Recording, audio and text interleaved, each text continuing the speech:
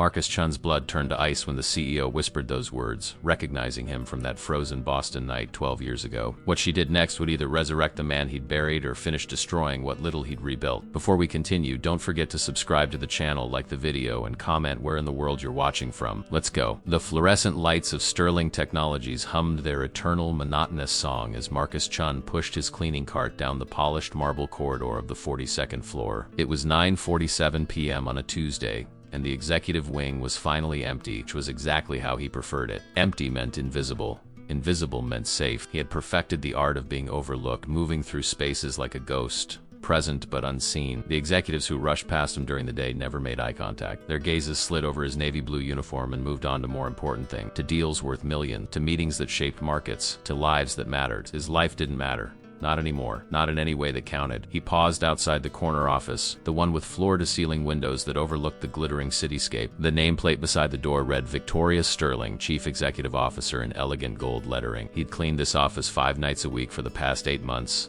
and he'd never once seen her. She was always gone by the time his shift started, which was fine by him. CEOs were a different species, inhabitants of a rarefied world where a single decision could change thousands of lives with the stroke of a pen. Marcus had learned the hard way that when powerful people noticed you, it was rarely for anything good. He knocked softly, a formality since he knew the office was empty, then used his master key to unlock the door. The scent hit him immediately, subtle and expensive, something floral with undertones of amber. Her perfume lingered in the air like a memory. The office was immaculate as always, everything in its precise place. A sleek glass desk dominated the space, its surface bare except for a single silver pen and a closed laptop. Behind it, a wall of diplomas and awards told the story of an extraordinary rise. Degrees from Harvard and Stanford, recognition from Forbes, Fortune, and the Wall Street Journal. Victoria Sterling, the articles proclaimed, was the youngest female CEO in the tech industry, a visionary, a disruptor, a force of nature. Marcus knew all about forces of nature. He'd been caught in one 12 years ago, and it had stripped everything from him, leaving him with nothing but the clothes on his back and a crushing weight of shame that never quite lifted. He pushed the thought away and began his routine. Dust the bookshelves, wipe down the windows, empty the small trash can beneath the desk. The work was mindless, which was its only mercy. His hands moved automatically while his mind wandered to safer territories. To the small studio apartment he rented in a neighborhood where sirens were the nightly lullaby. To the instant ramen waiting in his cupboard. To the worn paperback mystery novel on his nightstand that he'd read 3 times already because buying new books was a luxury he couldn't afford. He was halfway through wiping down the coffee table when he heard it. The soft click of heels on marble. His heart lurched. Someone was here. Someone was walking down the hallway at 10:15 at night. The footsteps grew closer, purposeful and steady, and then they stopped, right outside the office door. Marcus froze,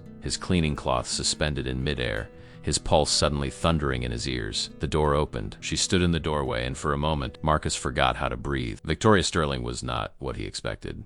The photographs in the business magazines had shown a severe woman with sharp features and sharper suits, someone who looked like she could cut through steel with a glance. The woman before him was softer somehow, more human. She wore a charcoal gray suit that probably cost more than his monthly rent, but her dark hair had escaped its neat bun in several places, and there were shadows under her eyes that spoke of exhaustion deeper than a single late night at the office. She was looking at him, really looking at him, not through him or past him, but directly at him, and the intensity of her gaze made him want to disappear into the expensive carpet beneath his feet. Her expression was strange, unreadable. Something flickered across her face, confusion maybe, or recognition, or both. The silence stretched between them, taut and uncomfortable. Marcus swallowed hard and found his voice, the voice he used at work, quiet and deferential, the voice of a man who knew his place. "I apologize, Miss Sterling. I didn't realize anyone was still in the building. I can come back later to finish." He started to gather his supplies, eager to escape whatever this moment was becoming, but her voice stopped him cold. Wait. The single word was soft but absolute. He looked up, his hands still clutching the spray bottle and cloth. She was staring at him with an expression he couldn't decipher, her eyes wide and searching. She took 2 steps into the office, and he noticed that her hand was trembling slightly. "Do I know you?" The question hung in the air between them like a physical thing. Marcus felt the floor shift beneath him. His mouth went dry. "No, ma'am," he said, but the words came out hoarse and uncertain. "I'm just the night janitor. I've been cleaning this floor for the past 8 months. She shook her head slowly, never breaking eye contact. "That's not what I asked." Her voice was steady now, but there was something underneath it, something urgent and almost desperate.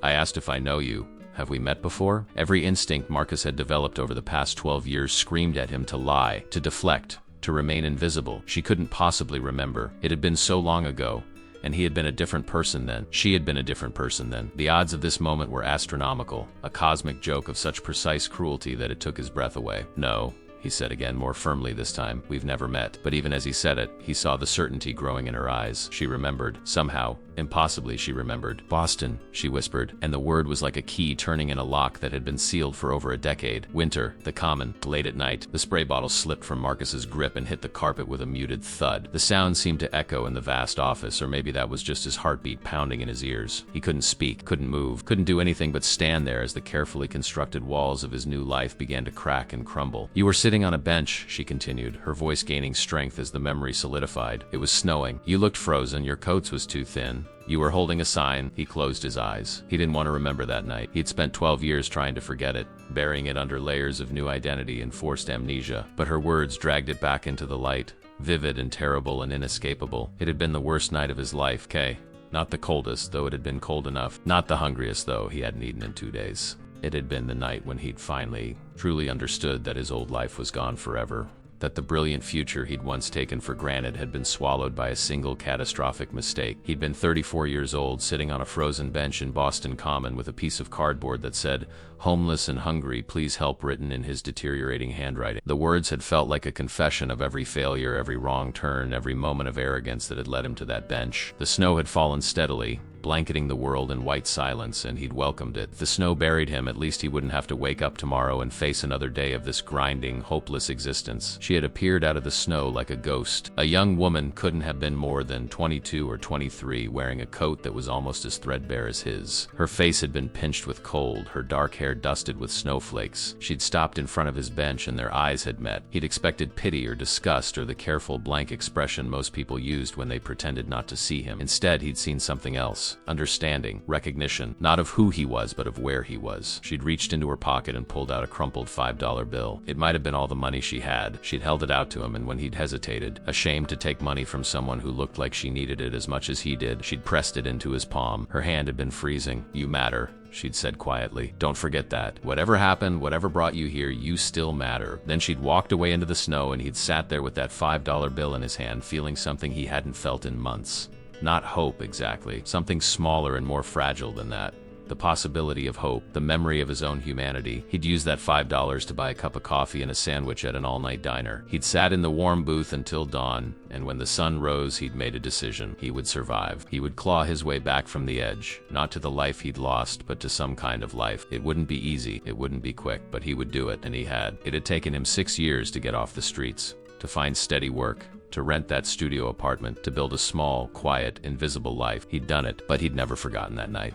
Never forgotten that $5. Never forgotten the young woman with kind eyes who'd seen him as a human being when the rest of the world looked through him as if he were made of glass. Now that woman stood before him in a corner office 42 floors above the glittering city. She'd gone from someone who'd had to count every dollar to a CEO with a company worth billions. She'd climbed higher than most people could even dream, and she'd done it on her own terms. And she remembered him. "You gave me $5, Marcus whispered. And it was not a denial anymore. It was a confirmation, an acknowledgement, the bridge between two people who'd existed in the same moment of desperation 12 years ago. Victoria's face transformed, the careful CEO mask cracked, and underneath it was the girl from the park, the one who'd seen him. She took another step forward, her hand reaching out as if to touch his arm, then stopping, hovering in the space between them. "You remember," she breathed. "I remember," he admitted, and saying it out loud felt like opening a door he'd kept locked for over a decade. "I used that money to buy food. It kept me going. It made me remember that I was still human." Her eyes filled with tears, actual tears, and seeing them made something twist painfully in his chest. "I never forgot you," she said, her voice cracking. "I was 23. I just moved to Boston with $200 in my pocket and no plan. I was scared. I was alone. I gave you that money because you looked like I felt lost, but still fighting. And I needed to believe that if I helped someone else keep fighting, maybe I could keep fighting too." They stood there in the silent office. Two people separated by years and circumstances in the vast gulf between their current position, but connected by a single moment of kindness given and received in the darkest part of the night. The question that hung between them now, unspoken but massive, was simple. What happens next? Victoria Sterling had built an empire on calculated decisions. Every move she made was strategic, measured, designed to maximize outcomes and minimize risk. But standing in her office at 10:30 at night, staring at the man who had haunted the edges of her memory for 12 years, she felt something she hadn't experienced in a very long time. She felt completely unprepared. Marcus Chun, the personnel file would tell her his name was Marcus Chun, looked like he wanted to sink through the floor. His shoulders had curved inward, his gaze had dropped to somewhere around her shoes, and his hands were clenched at his sides. He was trying to disappear again, to retreat back into that shell of invisibility he wore like armor. She couldn't let that happen. Not now. Not after finally finding him. "Sit," she said, gesturing to one of the leather chairs near the windows. "Please." He looked up at her, startled. "Miss Sterling, I should really finish my work and let you get back to whatever you need to do. It's late and I don't want to take up your time. I'm asking you to sit," she repeated. And this time her voice carried the weight of authority she'd learned to wield. It wasn't a request anymore. He hesitated for one more moment, then moved stiffly to the chair and lowered himself into it, perching on the edge as if ready to bolt at any second. He looked profoundly uncomfortable in the expensive furniture, a man who knew he didn't belong in spaces like this. Victoria took the chair across from him, deliberately choosing not to sit behind her desk. This wasn't a business meeting. This was something else entirely, something she didn't have a name for. The silence stretched between them again, but it was different now. The shock of recognition had passed, and in its wake was a strange, fragile curiosity. She studied him openly now, taking in the details she'd been too stunned to notice before. He was older, of course. 12 years had carved lines around his eyes and threaded silver through his dark hair. He was thin, not unhealthily so, but in the way of someone who ate to survive rather than to enjoy. His hands, resting on his knees, were calloused and scarred with the evidence of hard physical labor, but his eyes, when he finally lifted them to meet hers, were the same. Dark and intelligent and carrying a weight of old pain that she recognized because she carried her own version of it. "What happened to you?" she asked quietly. "After that night, what brought you to Boston? What brought you to that bench?" Jaw tightened. She saw the instinctive refusal forming, the walls going up, but then something in his expression shifted. Maybe it was exhaustion. Maybe it was the surreal nature of this entire encounter. Maybe it was just the fact that she'd asked, that someone had finally asked, and that someone was the only person in the world who'd seen him at his absolute lowest and hadn't turned away. "I was an investment banker," he said, and his voice was so quiet she had to lean forward to hear him. "I worked at Thornton Hayes in Manhattan. I was good at my job. Very good. I made a lot of money. I had a corner office not unlike this one.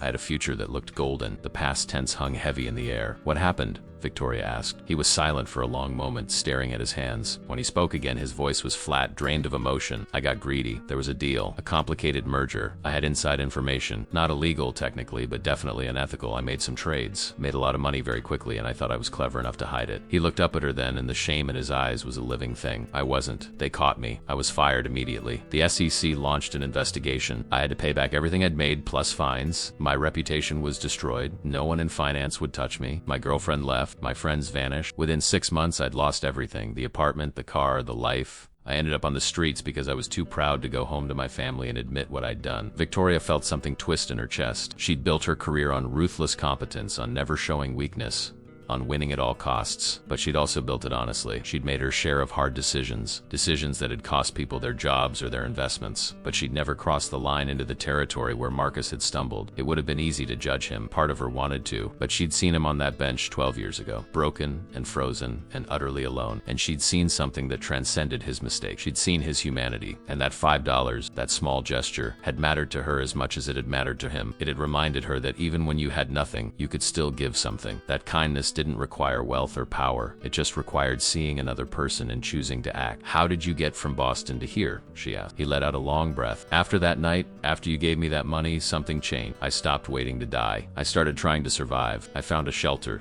Got connected with a social worker, started doing day labor. Slowly, very slowly, I built something. Not a career, just a life. I moved to different cities, took whatever work I could get.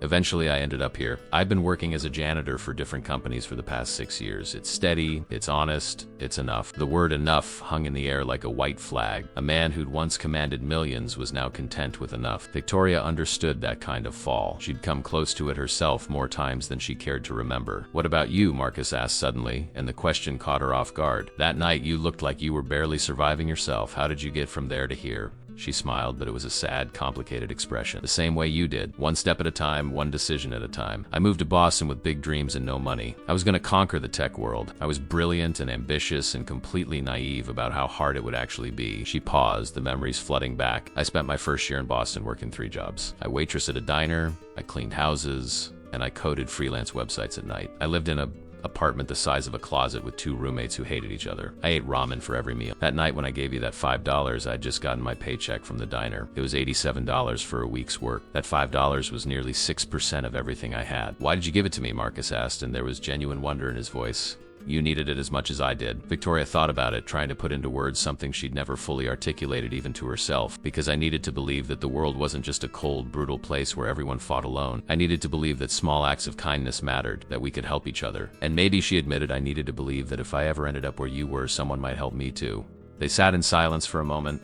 Two people who'd traveled such different paths from that snowy night, but had somehow ended up in the same room 12 years later. The coincidence was staggering. What were the odds that she'd hire the company that employed him? He'd be assigned to her floor? That she'd come back to the office late on this particular night? I need to tell you something, Victoria said, her voice taking on a different tone, something more serious. Marcus looked at her wearily. When I walked in here tonight and saw you, I didn't immediately recognize your face. It's been 12 years and we only met for a few minutes. But there was something familiar. And then I saw your eyes, and it all came back. She leaned forward, her hands clasped together. Marcus, I've thought about you so many times over the years. I've wondered what happened to you, if you made it, if you survived. And I made myself a promise that if I ever had the power to help people who were where we were, I would do it. He frowned slightly. I don't understand. She took a deep breath. This company has a foundation, the Sterling Foundation. We fund programs for job training, housing assistance, education for people who've fallen through the cracks.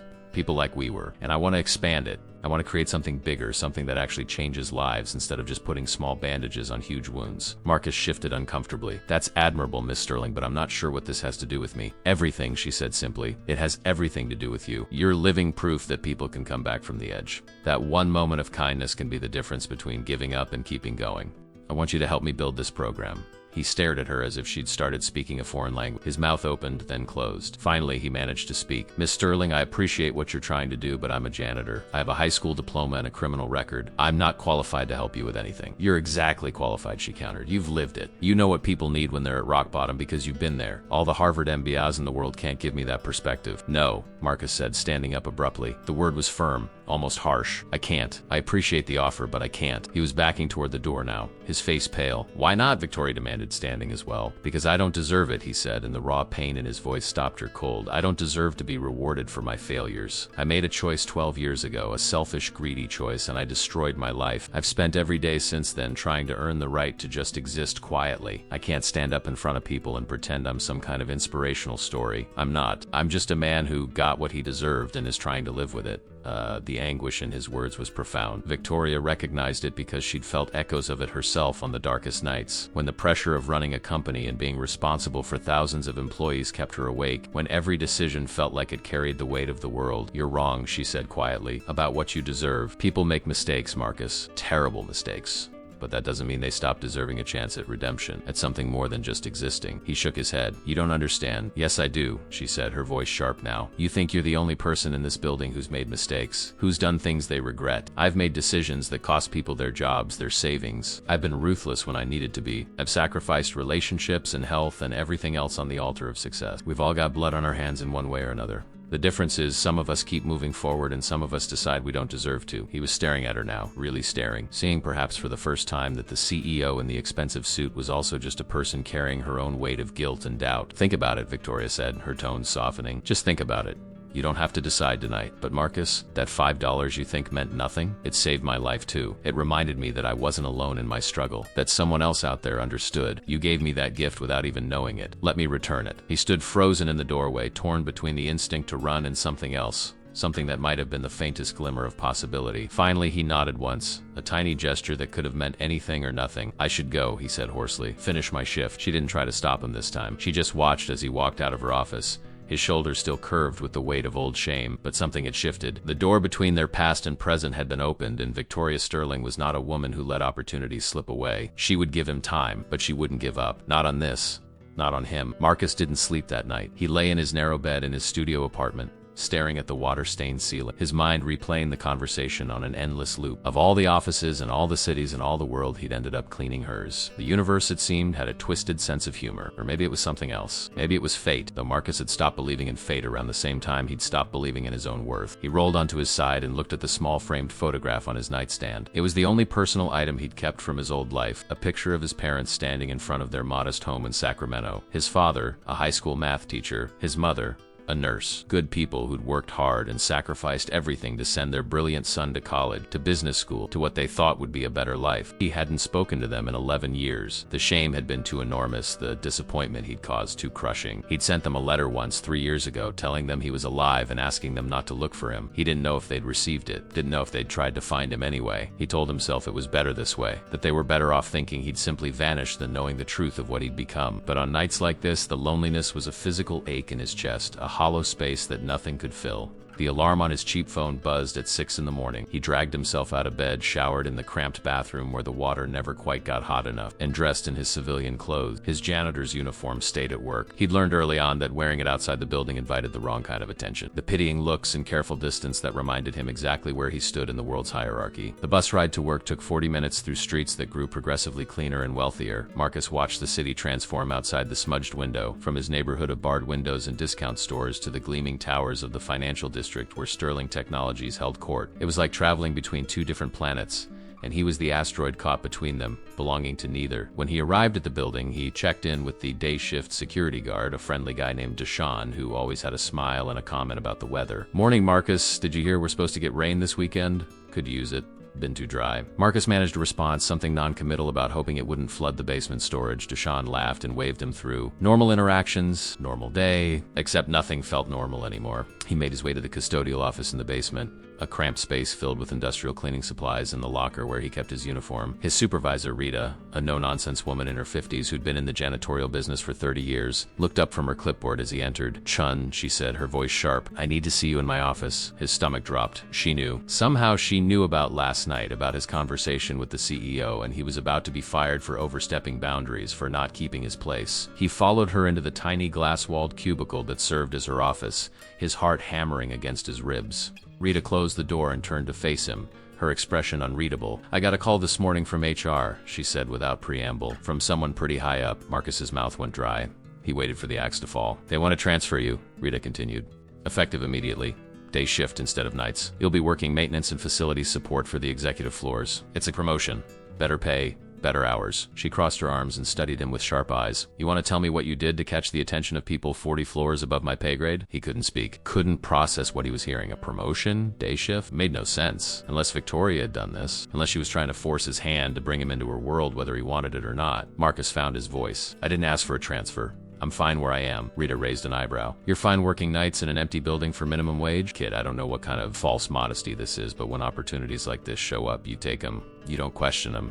But I'm questioning it," he said, more forcefully than he'd intended. "I don't want special treatment. I don't want to be noticed. I just want to do my job." Rita's expression softened slightly. She'd been in this business long enough to recognize someone running from something. "Look, I don't know your story and I don't need to, but I do know that people like us don't get many chances to move up. Whatever door just opened for you, I'd suggest you walk through it before it closes." She handed him a piece of paper with his new schedule and assignment details. "Report to the facilities coordinator on 42 at 8 a.m. tomorrow. And Marcus, try to look like you're not going to your own execution." He took the paper with numb fingers and left her office, his mind reeling. Victoria had done this. She'd moved him without asking, without his consent, maneuvering him like a piece on a chessboard. The presumption of it should have made him angry. Instead, he felt something more complicated, a mix of frustration and something that might have been gratitude, though he wasn't ready to name it that. He couldn't work on her floor, couldn't be visible during the day when the executives would actually see him, when he'd have to interact with people instead of existing as a ghost in the night. The whole point of his current life was invisibility, safety and obscurity. She was taking that away from him, and he didn't know if she was trying to help him or destroy the fragile peace he'd built. 42 floors above, Victoria sat in her office with her head of HR, a competent woman named Diane Chun, who'd been with the company for 8 years. "This is highly irregular," Diane was saying, her tone carefully professional but clearly confused. "We don't typically promote facilities staff without going through proper channels. Internal job postings, interviews, performance reviews. Moving someone directly from night custodial to day maintenance on the executive floor is going to raise questions." "Let it raise questions," Victoria said calm. "Marcus Chun is qualified for the position. He has the work ethic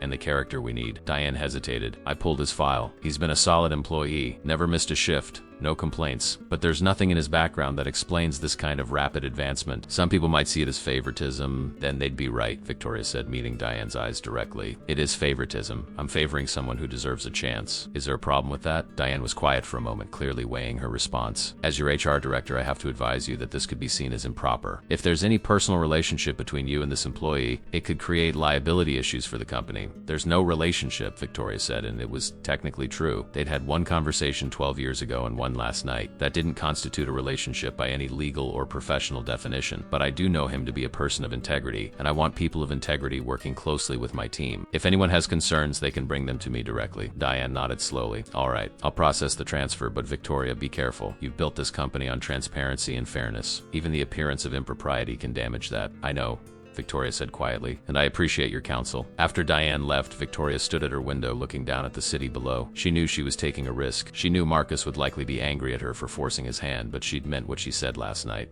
He was living proof that people could change, could survive, could rebuild. And if she was going to expand the Sterling Foundation into something that actually mattered, she needed someone who understood the reality of falling and getting back up. Someone who wouldn't see the people they helped as statistics or case studies, but as human beings. She needed him. But more than that, and this was the part she was still trying to understand herself, she wanted him around. Not for the foundations, not for some strategic purpose, just because their paths had crossed twice now across 12 years and thousands of miles. And that felt like something that shouldn't be ignored. Marcus spent the rest of the day in a fog. He went through the motions of his shift, cleaning bathrooms and mopping floors, but his mind was elsewhere. He kept turning over the decision in his head. He could refuse the transfer, could quit entirely and find another job at another company where no one knew him and no one expected anything from him. It would be easy.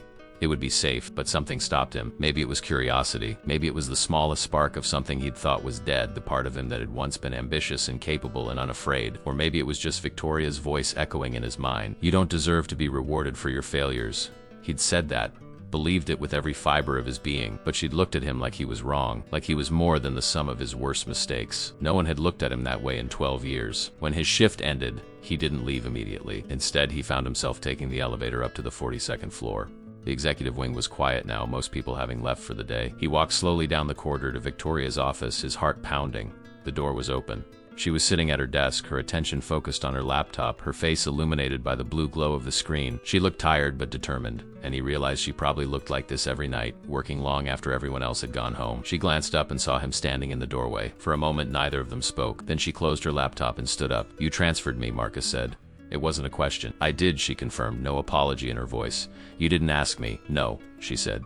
Heard I didn't. Why? He asked, and the question contained everything. Why push him? Why risk her reputation? Why care about a janitor who'd made it clear he wanted to be left alone? Because 12 years ago, she said, walking around her desk to face him directly, so you were sitting on a bench in the snow waiting to disappear, and I was a scared girl who gave you $5 because I needed to believe that small acts of kindness could change things. She took a step closer. I need to know if I was right, Marcus. I need to know if that moment mattered, if it changed anything, or if we're both just fooling ourselves that any of this means something. The vulnerability in her voice caught him off guard. This wasn't the powerful CEO. This was the young woman from Boston, still trying to make sense of a cold and brutal world, still trying to believe that people mattered. It mattered, Marcus said quietly, and saying it felt like opening a door he'd kept locked for so long he'd forgotten what was behind it. It saved my life. She smiled then, a real smile that transformed her entire face. Then let me save it again, she said. Take the job, work with me, help me build something that matters, help me prove that we're not just survivors, we're proof that people can come back from the edge. He stood there, torn between the safety of his invisible life and the terrifying possibility of something more. Finally, after what felt like an eternity, he nodded. Okay, he said. Okay, I'll try. But if I fail, if I prove that I'm not who you think I am, you have to promise to let me go. She extended her hand and he took it. Her grip was firm, warm, alive. I promise, she said, but you won't fail. He wished he had her certainty. But standing there in the quiet office with her hand in his, he felt something he hadn't felt in 12 years. He felt seen. Marcus's first day on the executive floor began with a mistake. He'd arrived at 7:45, 15 minutes early because old habits died hard, and made his way to the facilities coordinator's office. The coordinator, a brisk man named Paul Hendricks, who looked like he ran marathons in his spare time, had given him a quick orientation. His new responsibilities included maintaining the executive conference rooms, managing supply requests, coordinating with external vendors, and generally ensuring that the 42nd floor ran smoothly. It was a far cry from pushing a cleaning cart through empty hallways at midnight. Paul had handed him a tablet loaded with work orders and schedules, a key card that accessed all the executive areas, and a navy blue polo shirt with the Sterling Technologies logo embroidered on the chest. Wear this instead of the custodial uniform, Paul had said. You're part of the facilities team now, client-facing. You represent the company. Marcus had changed in the bathroom, and when he'd looked at himself in the mirror, he'd barely recognized the man staring back. It wasn't just the new shirt. It was the fact that he'd be visible now, during business hours, in spaces filled with people who would see him, speak to him, expect things from him. Thought made his chest tight with anxiety. He'd spent 6 years perfecting the art of being invisible, and now he was being asked to step into the light. white. It felt like being asked to stand naked in front of a crowd. His first task had been simple enough. One of the conference rooms needed to be set up for a 9 o'clock meeting. 20 chairs, water glasses at each place,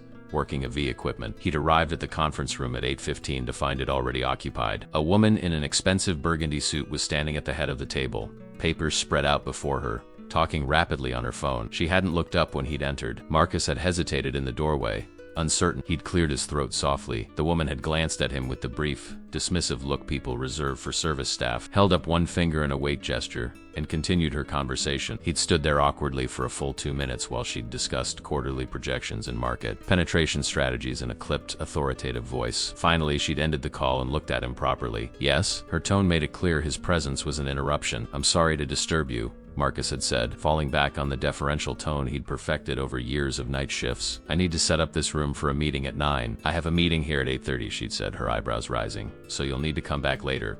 Marcus had checked his tablet. According to the schedule, the room was blocked for maintenance until 8:45. He'd shown her the screen. The schedule shows this room is reserved for setup until 8:45. Your meeting is listed for conference room B. The woman's expression had hardened. She'd leaned forward slightly, her voice dropping to a tone that was somehow both quiet and cutting. Are you really going to stand there and tell me, as senior vice president of this company, that I'm in the wrong room? Marcus's stomach had dropped. He'd already made an enemy.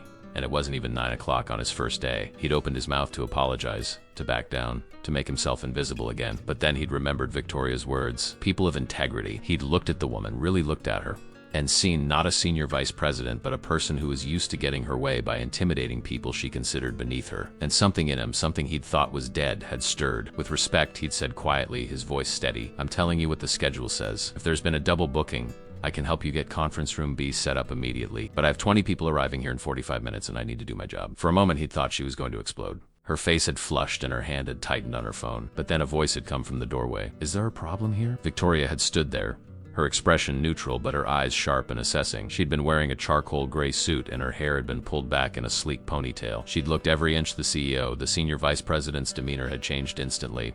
Victoria, no problem at all, just a small scheduling confusion. I was just about to move to conference room B. Excellent, Victoria had said, her tone pleasant but with an edge that suggested she'd heard more of the conversation than the woman was comfortable with. Marcus will help you get set up there, won't you, Marcus? Yes, ma'am, he'd said. The senior vice president had gathered her papers with stiff, angry movements and swept out of the room. Marcus had followed, painfully aware of Victoria's presence behind them. He'd helped the woman set up conference room B in tense silence. When he'd finished, she dismissed him with a curt nod and closed the door. He'd stood in the hallway for a moment, his hands shaking slightly from the adrenaline. Victoria had still been there, leaning against the wall with her arms crossed. Walk with me, she'd said. They'd walked in silence to a small break room that was mercifully empty. Victoria had poured 2 cups of coffee from the expensive machine and handed him one. He'd taken it gratefully, wrapping his hands around the warm ceramic. That was Denise Crawford, Victoria had said. She's been with the company for 12 years. She's very good at her job. But she has a tendency to believe that seniority gives her the right to treat support staff like they're disposable. She'd looked at him directly. You handled that correctly. You stood your ground without being aggressive. That's not easy to do. Marcus had taken a sip of coffee to buy himself time to think. With respect, Miss Sterling, I'm not sure I did handle it correctly. I made an enemy on my first day. You made it clear that you have a backbone, Victoria had corrected. That's different. Call me Victoria. Miss Sterling makes me feel like I'm about to fire someone. He'd managed a weak smile. Isn't that kind of familiarity going to raise eyebrows? He'd shrugged. People are already talking. Paul told me that half the facilities department is speculating about why a night janitor got promoted to the executive floor. We can't stop people from gossiping. We can only control whether we give them something real to gossip about. She'd paused. Are you going to be all right?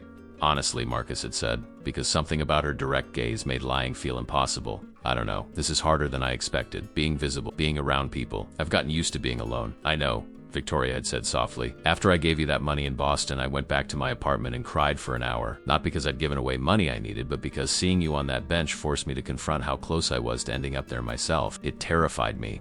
So I made myself invisible too. I stopped asking for help, stopped admitting when I was struggling. I built walls so high that even when I started succeeding, I couldn't let anyone in. She'd set down her coffee cup. Invisibility feels like safety, but it's also a prison. You can't build a real life from the shadows. Marcus had looked at her, this powerful woman who seemed to have everything figured out and seen the truth underneath. She was still that scared girl in Boston, still fighting her own battles, still trying to prove she deserved to take up space in the world. Maybe they were more alike than he'd realized. The rest of the day had been a blur of small tasks and careful navigation. He'd set up 3 more conference rooms, coordinated a furniture delivery, fixed a jammed printer, and helped the catering staff set up lunch for a board meeting. Each interaction had been a small test of his ability to be present, to be professional, to be seen. Some people had been kind, others had been dismissive, most had simply been indifferent, which in its own way was a relief. At 3 o'clock, Paul had found him restocking supplies in one of the break. "You did good today," Paul had said. "No major disasters. That's all we can ask for in this place." Marcus had nodded, feeling the exhaustion settling into his bones. It was a different kind of tired than he was used to. Physical labor wore out the body,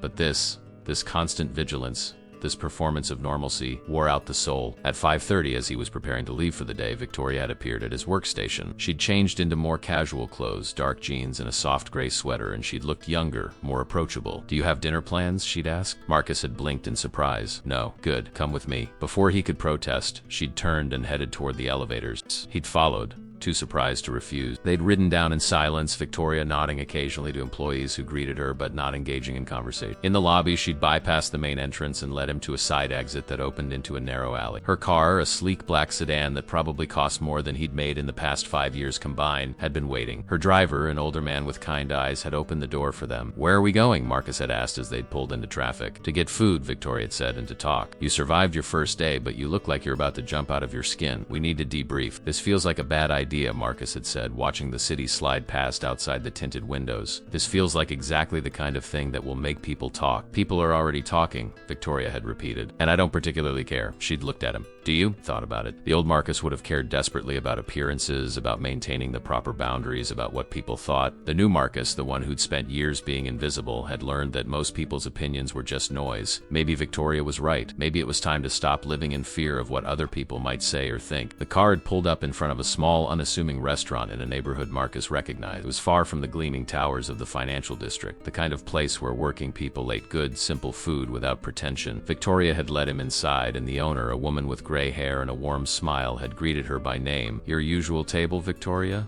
"Yes, please, Rosa." They'd been seated in a quiet corner booth. The menu had been simple: comfort food, pasta, and sandwiches and soups that smelled like home. Marcus had realized with a start that Victoria had brought him somewhere he'd feel comfortable, not some intimidating high-end restaurant where he'd spend the whole meal worrying about which fork. It was a small thing, but it mattered. "I come here once a week," Victoria had said after they'd ordered. "It reminds me where I came from. The food is good, the prices are reasonable, and Rosa doesn't treat me any differently than she treats the construction workers who come in for lunch." Marcus had looked around the restaurant at the mismatched chairs and the faded photographs on the walls and felt something in his chest loosen slightly. This place wasn't trying to be anything other than what it was. There was honesty in that, a lack of pretension that felt like a relief after a day of carefully navigating corporate politics. "So," Victoria had said, leaning back in the booth, "tell me the truth. How bad was it?" He'd smiled despite himself. On a scale of 1 to 10, with 1 being a walk in the park and 10 being a complete disaster, maybe a 7. I didn't set anything on fire or insult anyone important. "So there's that." She'd laughed, a genuine sound that made her look younger. "That's the spirit. Lowering expectations to the point where basic competence feels like an achievement. It's how I survived my first year in tech." Their food had arrived, and they'd eaten in companionable silence for a few minutes. It had been the best meal Marcus had eaten in months, maybe years. "I need to ask you something," Victoria had said, setting down her fork. "And I need you to be honest with me. Are you doing the job, the foundation work, because you actually want to, or because you feel obligated?" Marcus had considered the question carefully. This morning, he'd said slowly, "When I woke up, I was terrified. I almost didn't come in. I thought about running, finding another city, another job, going back to being invisible. But then I got here, and despite everything, despite Denise Crawford and the awkwardness and feeling completely out of my depth, there was this moment." He'd paused, trying to find the words. "Paul told me I did good today. It was such a small thing, such a basic compliment, but I realized I haven't heard that in 12 years. I haven't done anything worth recognizing, and it felt like maybe I could do this. Maybe I could be more than just the guy who empties the trash." He'd met her eyes. "So yes, I'm terrified. But I also want this. I want to see if I can be the person you seem to think I am." Victoria had smiled, and there had been something in her expression that made his heart beat faster. "Then we'll figure it out together," she'd said. "One day at a time, one small victory at a time." She'd raised her water glass. "Today one." He'd lifted his own glass and clinked it against hers. "Today one," he'd echoed. And as they'd sat in that small restaurant, two people who'd survived their own personal disasters and somehow found each other again after 12 years, Marcus had felt something he hadn't dared to feel in a very long time. Felt hope. The weeks that followed developed their own rhythm. Marcus arrived each morning at 7:45, changed into his polo shirt, and navigated the complex social landscape of the executive floor. He learned which executives were kind and which ones treated him like furniture. He learned the unspoken rules, the hierarchies, the politics that governed every interaction. It was exhausting, but it was also strangely exhilarating. For the first time in years, he felt like he was using his brain for something more than just getting through the day. Paul had started giving him more responsibility, trusting him with vendor negotiations and budget planning. "You've got a head for this stuff," Paul had said one afternoon. "Most people in facilities just want to check boxes and go home. You actually think about how to make things better." Marcus had accepted the compliment with a quiet nod, but inside something had stirred. That old part of himself, the ambitious analyst who'd once commanded boardrooms, was waking up. His relationship with Victoria had settled into something neither of them quite knew how to name. They weren't friends exactly. The power dynamic made that complicated, but they weren't just colleagues either. There was a shared history between a bond forged in snow and desperation that transcended the normal boundaries of workplace relationships. They had lunched together twice a week, always at Rose's restaurant, away from the prying eyes of Sterling Technologies. They talked about the foundation, about Marcus's ideas for programs that would actually help people instead of just shuffling them through bureaucratic systems. But they also talked about other things. Books they'd read, movies they'd seen, the small, mundane details of their lives that felt profound precisely because they were sharing them. Victoria told him about the pressure of running a company, about the board members who second-guessed every decision, about the constant fear that one wrong move would bring everything crashing down. Marcus told her about the years on the street, about the small kindnesses that had kept him alive, about the shame that still woke him up at 3 in the morning even though he was rebuilding his life. They were slowly, carefully learning to trust each other with the truth of who they really were beneath their public faces. But not everyone was pleased with their growing connection. Denise Crawford, the senior vice president Marcus had clashed with on his first day, watched them with calculating eyes. She'd been with Sterling Technologies since its early days, had worked her way up from a junior analyst to one of the most powerful positions in the company. She considered herself Victoria's most loyal lieutenant, and she did not appreciate being displaced by a former janitor. 3 weeks into Marcus's new position, she made her move. She'd called him into her office on the pretense of discussing a facility, and when he'd arrived, she'd been sitting behind her desk with a folder open in front of her. "Close the door," she'd said, her voice pleasant but her eyes cold. Marcus had complied, his instincts screaming danger. He'd sat in the chair across from her desk, his posture carefully neutral. "I've been doing some research," Denise had said, tapping one manicured nail on the folder. "It's part of my job to ensure that everyone working on the executive floor meets our standards. Background checks, that sort of thing." Marcus's blood had turned to ice. She'd found something. Of course she'd found something. His record was public information, buried but not erased. Anyone who looked hard enough would find it. "Imagine my surprise," Denise had continued, "when I discovered that our newest facilities team member has quite an interesting past. Marcus Chun, formerly Marcus Thornton Chun, investment banker at Thornton Hayes, fired for securities fraud in 2013. The SEC investigated you for insider trading. You paid hefty fine. You lost everything." She'd leaned forward, her smile sharp as a blade. "And now here you are, working directly with our CEO, having cozy lunches with her, getting promoted far beyond your qualifications. It makes a person wonder what exactly is going on." Marcus had forced himself to breathe slowly, to not react, to not give her the satisfaction of seeing him break. "Everything you just said is a matter of public record," he'd said quietly. "I've never hidden my past. Victoria knows exactly who I am." "Does she?" Denise had asked, her eyebrows raised. "Does she know that you're a convicted fraudster? That you betrayed the trust of your clients and your firm? That you're exactly the kind of person who could manipulate a trusting woman for personal gain?" The accusation had been so absurd, so far from the truth, that Marcus had almost laughed. But he'd seen the calculation in Denise's eyes and understood. This wasn't about him. This was about Victoria. This was about power and territory and the threat he represented to Denise's position. "I'm not manipulating anyone," Marcus had said, standing up. "And if you have concerns about my employment, you should take them to HR or to Victoria directly. Sneaking around behind people's backs and making veiled threats isn't very professional." He'd walked out before she could respond, his heart pounding, his hands shaking with suppressed anger. He'd gone straight to Victoria's office, knocked once, and entered without waiting for permission. She'd looked up from her computer, surprised by his abrupt entrance, and her expression had shifted immediately when she'd seen his face. "What happened?" "Denise Crawford just ambushed me in her office. She pulled my background, found out about my past, and strongly implied that I'm somehow manipulating you." Victoria's jaw had tightened. She'd stood up, her eyes flashing with anger. "She did what?" Marcus had repeated the conversation, leaving nothing out. When he'd finished, Victoria had walked to her window and stood there for a long moment, her back to him, her hands clenched at her sides. "I should have anticipated this," she'd said finally, her voice controlled but furious. "Denise has been angling for more authority for years. She sees you as a threat, not because of your past, but because you have my attention and she doesn't." She'd turned back to face him. "I'm sorry, Marcus, this is my fault. I should have been more careful about how I brought you into this role." "It's not your fault," Marcus had said. "You gave me an opportunity. What people choose to do with that information is on them, not you. But she's not wrong about one thing. My past is a liability. If word gets out that you promoted someone with my history, it could damage your reputation." "Let it," Victoria had said fiercely. "I don't care what Denise Crawford thinks. I don't care what anyone thinks. You've earned this position. You've worked hard. You've been professional, and you've brought genuine insight to the Foundation planet. Your past doesn't define you. The intensity in her voice had caught him off guard. He'd seen her as a CEO, as a successful businesswoman, as the girl from Boston, but in that moment he'd seen something else. He'd seen someone who was willing to fight for him, to put her own reputation on the line for his sake. It was a dizzying, terrifying feeling. "What do you want to do?" he'd asked. "About Denise. I want to fire her," Victoria had admitted, "but I can't do that without cause. And being petty and territorial isn't technically a fireable offense." She'd sat on the edge of her desk, her expression thoughtful. "I think it's time we accelerated our plans for the Foundation. I want to make it public, make you the face of it. If people are going to talk about your past anyway, let's control the narrative. Let's make it clear that you're not some scandalous secret, but a crucial part of our mission." Marcus had felt his stomach drop. Being the face of anything was his worst nightmare. Being visible, being scrutinized, being judged. "Are you sure that's wise?" Victoria had looked at him steadily. "I've built this company by taking calculated risks. You're a calculated risk, Marcus, and I believe in you." The words had hit him with unexpected force. When was the last time someone had said they believed in him? When was the last time he'd believed in himself? That evening after work, Marcus had taken a detour on his way home. He'd stood outside a small internet cafe, steeling himself, then gone inside and paid for an hour of computer time. He'd opened a browser and typed his parents' names into the search engine. He'd been avoiding this for years. Terrified of what he might find, terrified that they'd moved on without him, terrified that they'd given up. The search had returned several results. His father's school website listing him as head of the mathematics department, a local news article from 2 years ago about his mother receiving an award for 30 years of nursing service. They were still in Sacramento, still at the same house, still living their quiet, good lives. He'd found their phone number. It was listed.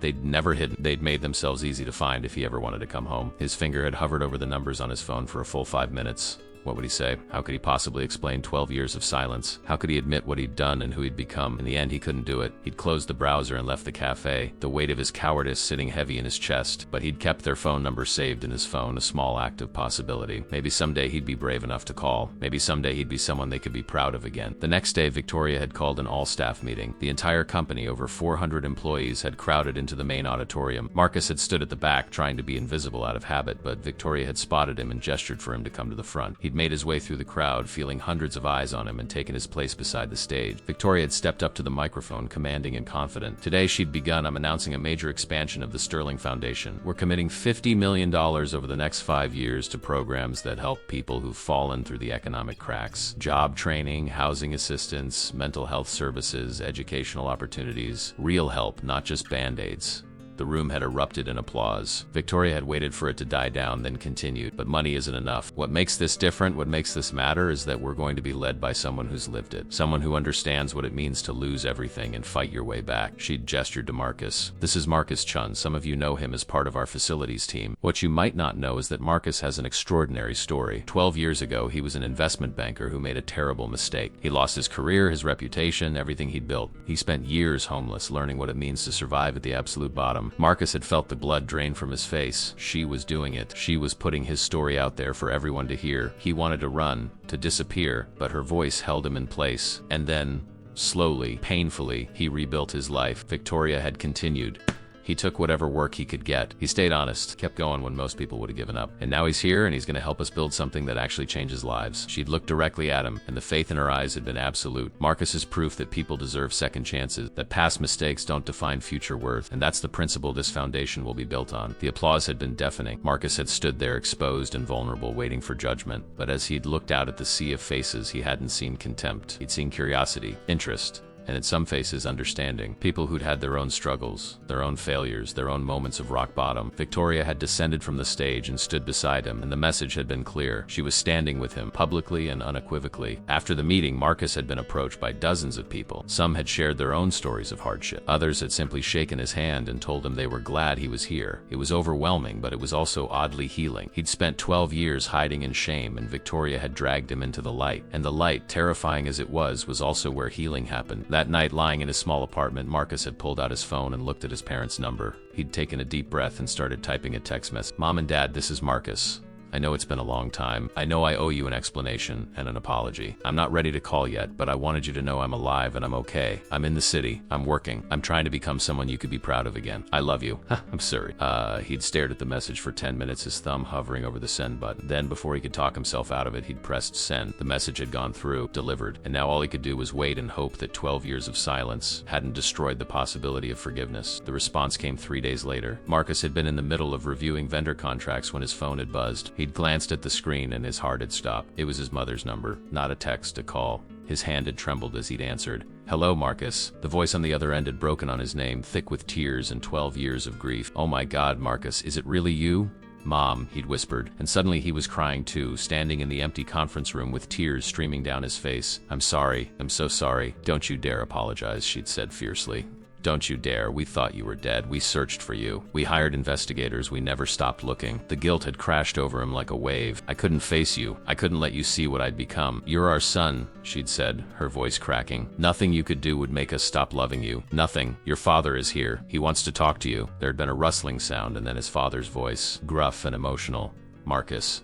Son, Dad," Marcus had managed. I messed up so badly." "We know," his father had said. "We read the articles. We knew about the investigation, but that didn't matter. What mattered was that you disappeared, that we didn't know if you were alive or dead or suffering somewhere." The conversation had lasted an hour. Marcus had told them everything, the edited version at first, then the real version when they'd pressed. The streets, the shelters, the long, grinding climb back to something resembling a life. Mother had cried. His father had been silent for long stretches, and Marcus had known he was trying to hold himself together. At the end, they'd made plans. A visit in 2 weeks. Marcus would come home to Sacramento for a weekend. It felt impossible and terrifying and absolutely necessary. When he'd hung up, he'd sat in the conference room for 20 minutes, processing the enormity of what had just happened. He'd carried the weight of his parents' imagined disappointment for 12 years. But the real thing, their love and relief and desperate need to have him back in their lives, was so much heavier and so much lighter all at once. Victoria had found him there. She'd knocked softly and entered when he'd looked up. "Are you okay? You look like you've seen a ghost." "I called my parents," he'd said, the words still feeling surreal. "They want to see me." Victoria had smiled, a genuine expression of joy that transformed her entire face. "Marcus, that's wonderful." He'd nodded, unable to speak past the lump in his throat. She'd crossed the room and done something that surprised both of them. She'd pulled him into a hug. It had been brief and awkward and perfect. When she'd stepped back, there had been something in her eyes that made his heart race. "See," she'd said softly, "you're not broken. You're healing." The Sterling Foundation officially launched 2 weeks later with a press conference that made the evening news. Victoria had stood at a podium in the company's main lobby, flanked by Marcus and several board members, and announced the details of the initiative. Marcus had been terrified of the media attention, but Victoria had been right beside him the entire time, her presence a steady anchor. The questions from reporters had been pointed. Why now? Why this focus? And inevitably, the question directed at Marcus. "Mr. Chun, you have a controversial past. Some people might say you're not the right person to lead a foundation focused on ethics and second chance. How do you respond?" Marcus had looked at Victoria. She'd given him the smallest nod, a silent message of trust. "I'd say those people are right to be skeptical," Marcus had answered, his voice steady despite the cameras pointed at him. "I made choices that harmed people. I betrayed trust. I deserve that skepticism, but I also know what it's like to fall and have to claw your way back up. I know what it's like when society has written you off as a failure and you have to prove every single day that you're more than your worst moment. That's the perspective I bring, not perfection, but experience." The room had been silent for a beat, and then the next question had come. Press conference had been deemed a success. The coverage had been mostly positive, though there were skeptics and critics, as there always were. But something else had happened that Marcus hadn't anticipated. His phone had started ringing. Old colleagues from his Wall Street days, people he'd thought would never speak to him again, had reached out. Some had been supportive, others had been curious. A few had been angry, demanding to know why he deserved a second chance when so many others didn't get one. He'd answered every call, had every difficult conversation, owned every mistake. It was exhausting and cathartic in equal measure. The weekend visit to Sacramento had arrived faster than Marcus was ready for. He'd taken Friday off, the first day he'd missed since starting his new position, and caught an early morning flight. Victoria had driven him to the airport herself, insisting when he'd tried to take a cab. "This is a big deal," she'd said as they'd sat in the departure drop-off lane. "You're rebuilding the most important bridge in your life. Let me help however I can." He'd looked at her, this woman who'd re-entered his life like a force of nature and refused to let him hide anymore. "Why are you doing all this?" he'd asked. "Why do you care so much?" She'd been quiet for a moment, her hands resting on the steering wheel. "Because 12 years ago," she'd said finally, "I gave you $5 and walked away. I've thought about you almost every day since then. Wondered if you made it. Wondered if that small gesture mattered, or if you'd frozen to death in that park while I went home to my cramped apartment." She'd turned to look at him. "Finding you again, learning that you survived, it's like closing a circle. It's proof that small acts of kindness matter, that we're not alone in this world. And maybe," she'd added, her voice dropping to almost a whisper, "maybe I care because I've been alone for so long that I'd forgotten what it felt like to connect with someone who actually understands." The moment had stretched between them, heavy with things neither of them knew how to say. Then the airport security guard had tapped on the window, gesturing that they needed to move. Marcus had grabbed his small duffel bag from the back seat. "Thank you," he'd said, "for everything. Just come back," Victoria had replied. "The foundation needs you."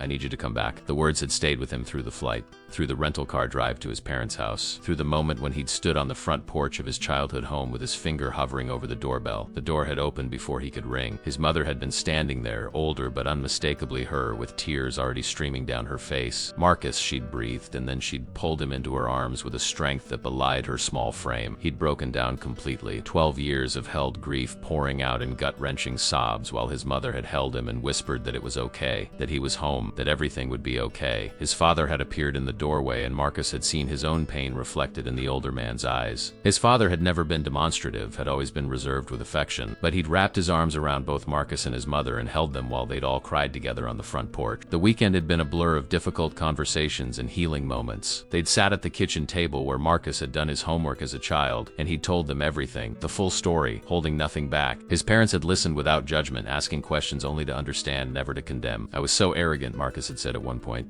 I thought I was smarter than everyone else, thought the rules didn't apply to me, and when it all fell apart I was too proud to come home because I couldn't stand the thought of you seeing me as a failure. His father had reached across the table and gripped his hand. You're not a failure, you made a mistake. There's a difference. His mother had shown him the box she'd kept in the closet. It was filled with newspaper clippings about his case. Printouts of missing persons reports she'd filed, letters she'd written to him that had no address to send to. Every year on his birthday, she'd baked his favorite cake and set a place for him at the table, just in case this was the year he came home. The grief of it had been overwhelming. On Sunday evening, as Marcus had prepared to leave, his father had pulled him aside. This woman, Victoria, the one who hired you, you care about her. It hadn't been a question. Marcus had nodded. I don't know what it is exactly. She saved me twice, once 12 years ago and now again. She sees me, Dad. Really sees me. Not the person I was or the mistakes I made. Just me. His father had smiled, a rare expression that creased his weathered face. Don't let pride or fear stop you from telling her that. I spent too many years being emotionally closed off and it cost me. Don't make the same mistake. The flight back had given Marcus time to think about his parents and the forgiveness he hadn't dared hope for, about the foundation and the work ahead, but mostly about Victoria and the truth he'd been avoiding. He was falling for her. Maybe he'd been falling since that night in Boston and they'd just needed 12 years and a series of unlikely coincidences to find their way back to each other. But falling for your boss, for a billionaire CEO when you were a former janitor with a criminal record,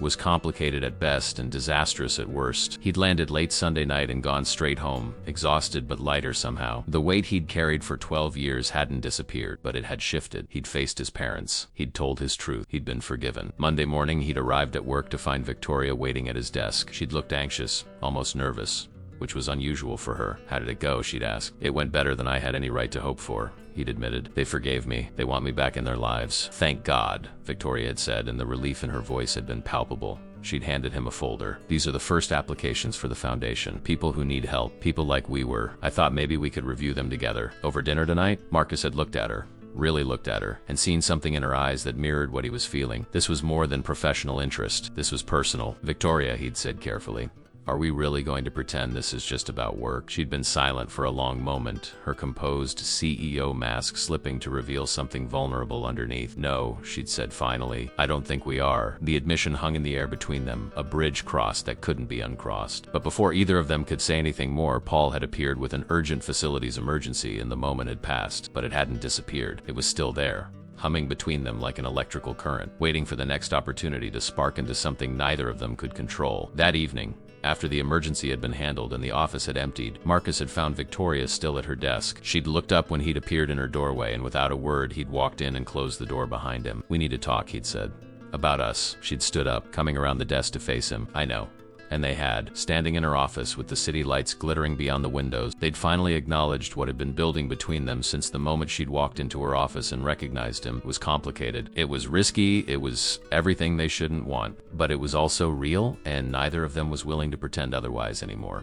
They decided to take it slow, which lasted approximately 3 days. The first evening after their conversation, they'd gone to dinner at Rosa's restaurant, sitting in their usual booth, but with everything feeling different. The comfortable friendship they'd built had been replaced by something electric, every accidental touch charged with meaning. Victoria had reached across the table for the salt at the same moment Marcus had, and their hands had collided. They'd both frozen, fingers touching, and the moment had stretched until Rosa had appeared with their food, breaking the spell. The second evening, they'd stayed late at the office working on foundation materials, sitting side by side on the couch in Victoria's office. Their shoulders had touched, then their knee, and then Victoria had turned to say something and found herself inches from his face. The presentation had been forgotten as they'd stared at each other. the air between them thick with possibility. The third evening, Marcus had stopped pretending. He'd shown up at her office at 7 after most of the staff had gone home, carrying takeout from Rose's. "I thought we could have a working dinner," said, but they'd both known it was an excuse. They'd eaten, talked about nothing important, and when Victoria had stood to clear the containers, Marcus had stood too. They'd ended up facing each other in the middle of her vast office, close enough to touch,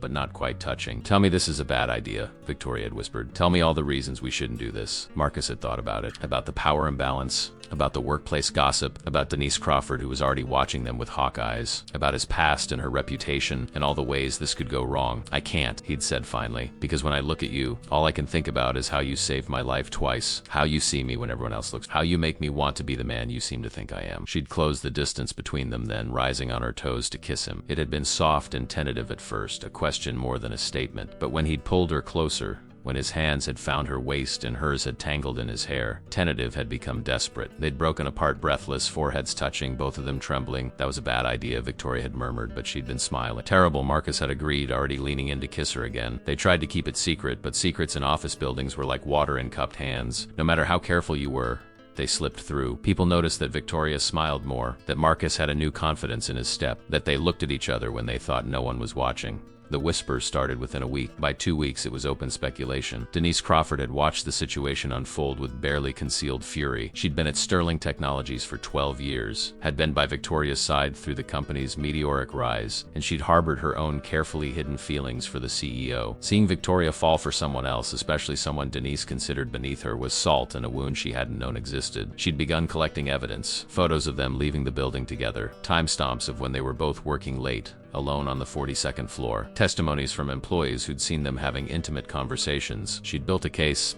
not because Marcus was doing anything wrong, but because she was convinced con artists playing a long game. No one went from janitor to foundation director this fast without an agenda, and if Victoria couldn't see it, Denise would open her eyes. Meanwhile, the foundation had started its real work. The first cohort of participants had begun their programs, 20 people pulled from shelters, halfway houses, and the edges of society. Marcus had interviewed each one personally, hearing their stories, seeing their desperation and their hope. There was James, a 53-year-old veteran who'd lost his job and his family to PTSD, and had been living in his car for 2 years. There was Keisha, a 28-year-old single mother who'd been couch surfing with her 2 kids after escaping an abusive relationship. There was David, a former teacher who developed an opioid addiction after a back injury and lost everything. Each story was different, but they all shared the same core truth. These were people who'd made mistakes or been crushed by circumstances, and society had decided they were disposable. Marcus saw himself in every one of them. The foundation provided housing, job training, mental health services, childcare, everything that had been missing from Marcus's own journey back from rock bottom. But more than that, it provided something intangible: dignity, the message that they mattered, that they deserved a chance, that one chapter of failure didn't have to define the entire book of their lives. Victoria often joined him for the intake interviews. She'd sit quietly and listen, asking thoughtful questions, and Marcus would watch her face soften with empathy. She'd grown up with nothing, had clawed her way to the top, but she'd never forgotten what it felt like to be powerless. Together, they made a formidable team. 1 month into the program's launch, they had their first success story. James, the veteran, had completed his job training and been hired as a logistics coordinator at a shipping company. He'd moved out of transitional housing and into a small apartment. He'd reconnected with his daughter, who lived across the country. When he'd come back to thank them, tears streaming down his weathered face. Victoria had excused herself, and Marcus had found her crying in her office. "These are happy tears," she'd insisted when he'd wrapped his arms around her. I didn't know if this would actually work, if we could actually change lives." "You did this," Marcus had said, holding her close.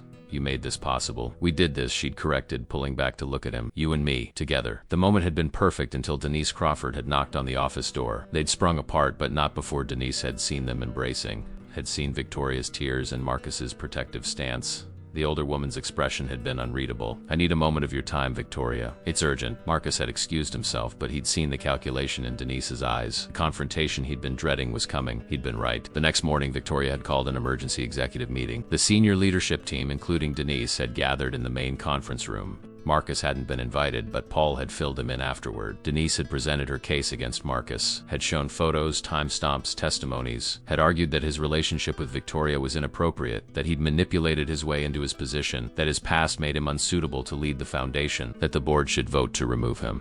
Victoria had listened in silence until Denise had finished. Then she'd stood up and delivered what Paul described as the most fierce defense he'd ever witnessed. She'd addressed every accusation point by point. Yes, she and Marcus were involved romantically. Yes, it had developed after he'd been hired. No, It hadn't influenced his hiring or his performance. She'd pulled out metrics showing the foundation's success, testimonials from participants, media coverage that had been overwhelmingly positive. She'd reminded the room that she'd built sterling technologies from nothing through hard work and sound judgment, and her judgment of Marcus's character and abilities was sound. And then she'd delivered the killing blow. She'd revealed that she and Marcus had history, that 12 years ago when she'd been struggling in Boston, she'd met him at his lowest point and they'd both survived through small acts of kindness, that their connection wasn't some scandalous office romance but something deeper, something that transcended typical workplace boundaries. If the board wanted to remove Marcus, they'd have to remove her too. She'd stake her position on this. The room had been silent. Board members had exchanged uncomfortable glances. Finally, the chairman had spoken. Victoria, no one is questioning your judgment or asking for your resignation, but we do need to be mindful of optics. Perhaps some professional boundaries should be established going forward. Victoria had agreed to formal counseling and disclosure protocols, but Marcus's position was secure. Denise had left the meeting ashen-faced, her gambit having spectacularly backfired. When Victoria had told Marcus about the meeting that evening, he'd been horrified. You shouldn't have put your job on the line for me. That's not what happened,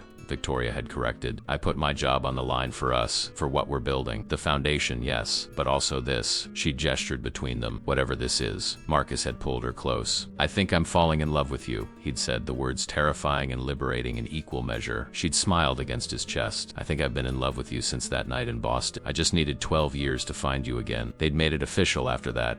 Stopped hiding, stopped pretending. The gossip had intensified for a few weeks and then gradually died down as people found new things to talk about. Denise Crawford had requested a transfer to the West Coast office and Victoria had approved it. The foundation had continued to grow, helping more people, changing more lives. Marcus's parents had visited, meeting Victoria and giving their blessing in their quiet, supportive way. 6 months after that night in Victoria's office, when they'd finally admitted their feelings, Marcus had stood in front of a room full of foundation participants, sharing his story, not as a cautionary tale, but as proof of possibility. He'd told them about the mistakes he'd made, the years on the street, the shame and the darkness. But he'd also told them about the young woman who'd given him $5 and reminded him that he mattered, about the slow climb back to humanity, about finding purpose and helping others who were where he'd been. And when he'd finished, when the room had erupted in applause, he'd looked at Victoria standing in the back of the room. She'd been crying again, but this time she hadn't hidden it. She'd mouthed 3 words across the distance. I love you. He'd mouthed them back, and in that moment, everything that had seemed impossible 12 years ago felt inevitable. They'd both been lost in the snow, 2 people who could have passed by each other and disappeared into the cold, but they'd stopped.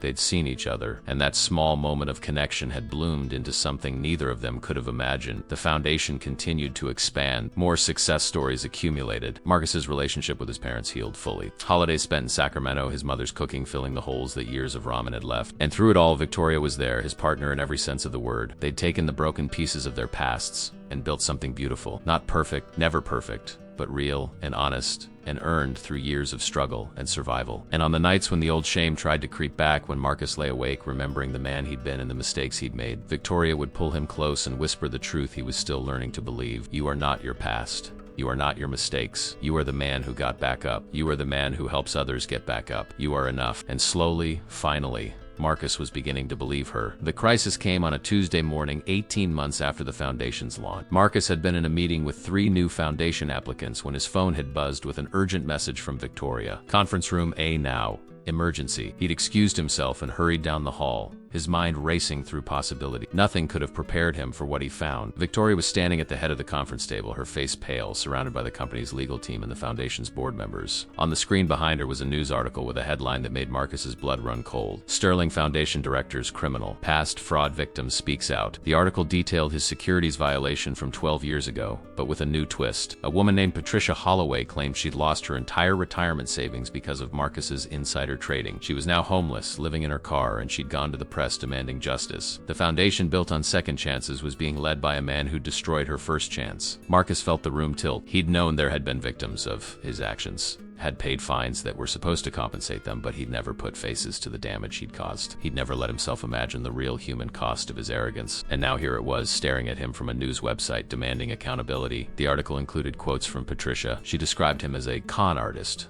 claimed the foundation was a publicity stunt to rehabilitate his image, argued that he was profiting from his crimes while she suffered. Every word was a knife. "Is it true?" one of the board members asked, his voice sharp. "Did your actions cause this woman to lose her savings?" Marcus's throat was tight. He forced himself to speak. "I don't know. I made trades that were unethical. People lost money. The SEC handled the compensation. I paid everything I had, but I never knew the individual names. I never saw their faces. That was cowardice, and I own it." Victoria was watching him with an unreadable expression. The legal team was typing frantically on their laptops, no doubt assessing the damage to the company's reputation. "We need to verify her claims," the head lawyer said. "If she's lying or exaggerating, we can discredit her. But if this is legitimate, we have a serious problem. A foundation dedicated to helping people in crisis is being led by someone who caused a crisis. The optics are devastating." "What do you want to do?" Victoria asked Marcus.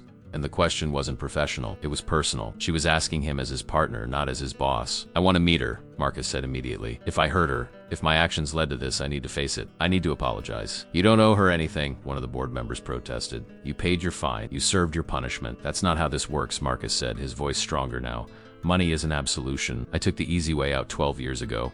I paid fines to faceless agencies and told myself that was enough. I never confronted the actual human beings I hurt. That ends now." The meeting had dissolved into damage control planning. The PR team was drafting statements. The legal team was investigating Patricia's claims. But Marcus had already made his decision. He'd found Patricia's contact information in the article and sent her a message through the reporter who'd written it. "I'm Marcus Chun. I want to meet with you. I want to hear your story. I want to make this right if I can." The response had come within an hour. A time and place. A coffee shop in a part of town Marcus knew well from his years on the street. Victoria had insisted on coming with. They'd driven in silence, both processing the enormity of what they were about to do. "You don't have to fix this," Victoria had said as they'd pulled up to the coffee shop. "You've already paid legally. You've already changed your life." "I do have to fix this," Marcus had replied. "Or at least try, because that's what the foundation is supposed to be about. Facing the damage we've caused and trying to repair it." Patricia Holloway was sitting at a corner table when they'd arrived. She was in her late 60s, thin and weathered, wearing clothes that had seen better days. Her eyes were hard when she'd looked up at Marcus. There was no forgiveness in them. No softness, just anger and pain and years of bitterness. He'd sat down across from her, Victoria beside him. Patricia had stared at him for a long moment before speaking. "You look good," she'd said, and it hadn't been a compliment. "You look healthy and clean and successful." "I look like this," she'd gestured to herself. "I look like someone who's been living in a 2005 Honda Civic for 3 years, who showers at truck stops and eats 1 meal a day if I'm lucky. You did this to me." Marcus had felt the words like physical blows. "Tell me what happened." All of it, she had. Patricia had been a school teacher for 35 years. She'd saved carefully,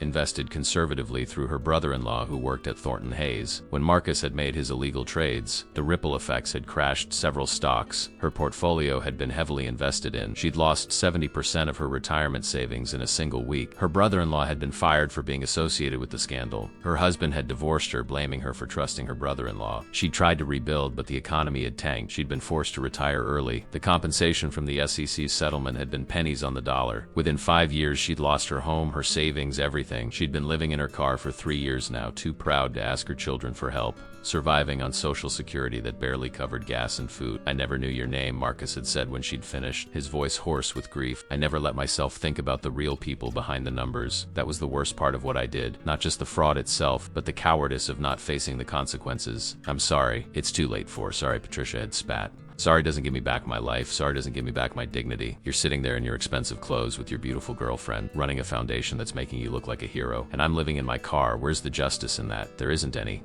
Marcus had admitted. "There's no justice in what happened to you. I destroyed your life and I paid a fine and moved on. That's not justice, that's just how the system. But I want to try to make it right." Patricia had laughed bitterly. "How? Give me money? That's just another transaction. That's not making it right." "You're right," Victoria had spoken for the first time. "Money isn't enough. But what if we offered you something more?" Patricia had looked at her suspiciously. "What could you possibly offer me that would matter?" "A job," Victoria had said. "A place in the foundation. You're a teacher. We need someone to help our participants with education and life skills. Someone who understands what it's like to lose everything. Someone who won't let people like Marcus forget the real cost of the mistakes they've made." Marcus had turned to stare at Victoria, stunned. She was offering Patricia a role in the foundation, a chance to work alongside the man who'd ruined her life. It was either brilliant or insane. Patricia had stared at them both as if they'd lost their minds. "You want me to work for him? After what he did?" "With him," Victoria had corrected. "Not for him. You'd report to the foundation board. You'd have full authority over the education programs, and your salary would be enough to get you into an apartment to rebuild your life. But more than that, you'd have a voice. Every time someone comes through our program, you can tell them your story. You can make sure they understand that redemption doesn't erase the damage done." "Why would you offer me this?" Patricia had asked Victoria. Because, Victoria had said quietly, 12 years ago I was sleeping on a friend's couch in Boston, eating ramen for every meal, terrified I'd end up homeless. I gave Marcus $5 when he was at his lowest because I needed to believe that kindness mattered, that we could help each other. She'd reached across the table, not quite touching Patricia, but close. You have every right to hate him, every right to want him to suffer. But suffering doesn't undo what happened. It doesn't get your house back. It doesn't restore what you lost. Building something new might not either, but at least it's moving forward instead of staying trapped in the past. Patricia had been silent for a long time. Marcus had watched emotions play across her face. Anger, suspicion, desperate hope, and bone-deep exhaustion. I want it in writing, she'd finally said. I want it clear that I'm not forgiving him, that I'm not absolving him. I'm just taking an opportunity to survive. Done, Victoria had agreed. The legal papers had been drawn up that afternoon. Patricia had signed them with shaking hands. She'd moved into a furnished apartment the foundation maintained for staff within a week, and Marcus had gained something he hadn't expected, a living reminder of his worst self working 10 feet from his office. Someone who would never let him forget the cost of his arrogance. It was uncomfortable. It was painful. It was exactly what he needed. The first few weeks had been tense.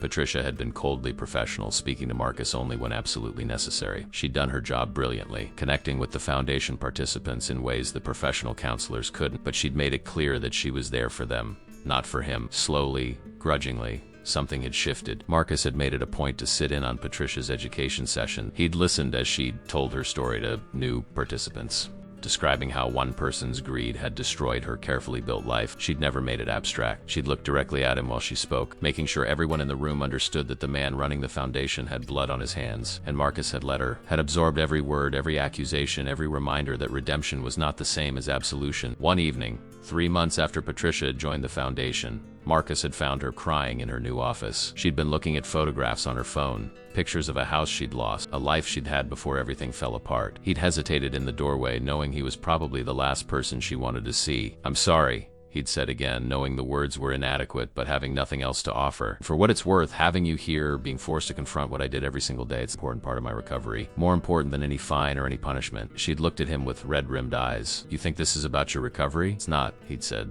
"It's about making sure I never forget, making sure that everyone who comes through this program knows that the path back from terrible mistakes is long and painful and never really ends.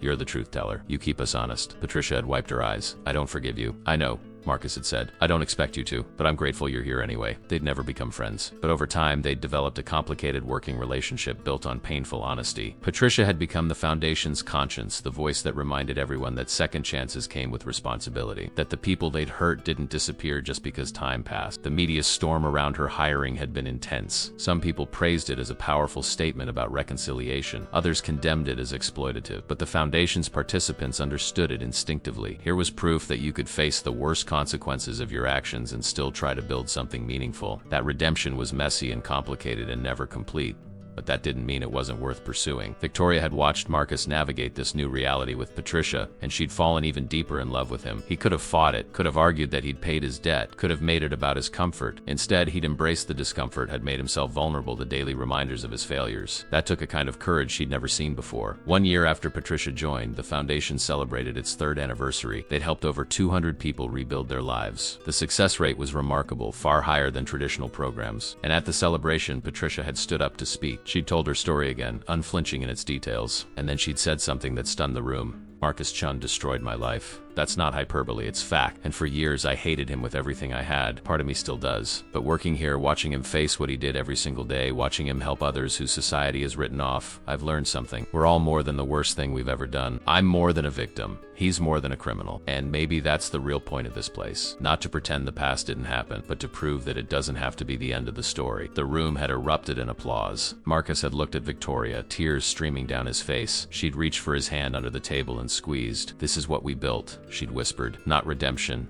not absolution, just truth." And maybe that was enough. 2 years after the foundation's launch, Marcus received a phone call that changed everything. It was from a reporter at a major business publication, someone who'd been following the foundation's work. M.R. Chun. "I'm working on a feature about innovative approaches to social services, and your foundation keeps coming up. Every expert I talk to mentions the Sterling Foundation as the gold standard. Would you be willing to sit for an interview?"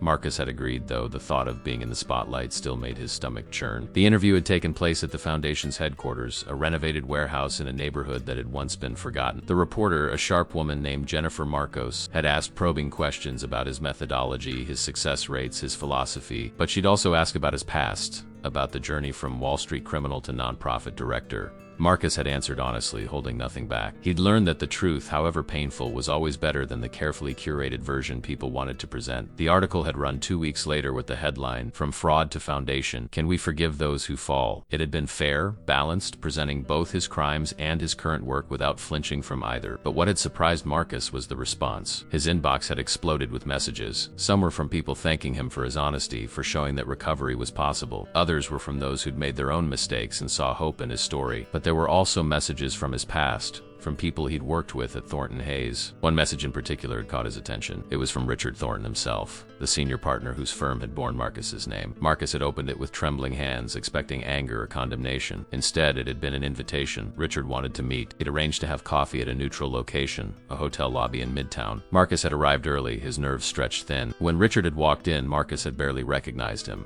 The man was older, his hair completely white now, but his eyes were still sharp and assessing. They'd sat across from each other, and for a long moment neither had spoken. Finally, Richard had broken the silence. "I read the article about your foundation. Impressive work." "Thank you," Marcus had said carefully. "I know that probably means nothing coming from me." Richard had waved a hand dismissively. "When you left, when the scandal broke, it nearly destroyed the firm. We lost clients, credibility, millions of dollars. I was furious. I wanted to see you burn." Marcus had nodded. "I deserve that." "You did."